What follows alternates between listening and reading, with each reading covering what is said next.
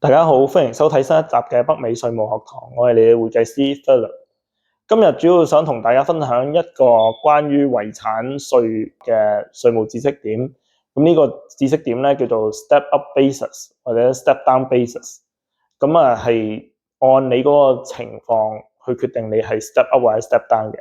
咁開始之前咧，我想同大家解釋一下咩叫做 basis。basis 咧即係成本，佢嗰個成本咧係可以變動嘅，就係點樣出現變動咧？就係講緊一個人離世嘅時候，嗰個資產嘅成本就會變動。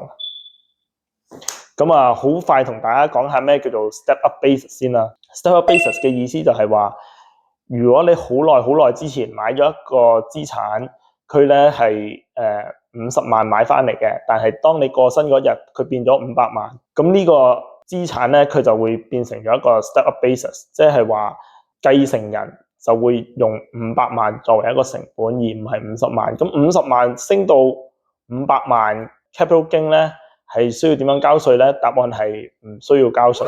咁呢一個咧就係一個step up basis 嘅好處。咁另外同大家再講一講 step down basis。咁其實顧名思義就係同我哋呢一件事係調翻轉嘅。譬如話有個人買咗50萬股票，咁佢離世嗰日咧，個股票得翻30萬，咁繼承人攞到個股票咧就係30萬作為成本。咁如果佢以後用35萬賣出咧，咁佢就需要交5萬蚊嘅 capital gain 稅啦。咁所以呢個 step down basis 咧都係非常重要，因為如果處理得唔好，出現咗呢一種情況嘅話咧，咁就幫你唔到，因為你呢一個basis 就變到好低。咁首先講下有啲乜嘢係符合呢一個 step up 或者 step down basis 咧，因為唔係所有資產類型都會符合嘅。譬如話房地產、股票、共同基金，即係mutual fund 或者係一啲私人公司股權，甚至乎收藏品咧，呢啲都符合一個 step up 或者 step down basis 嘅應用嘅。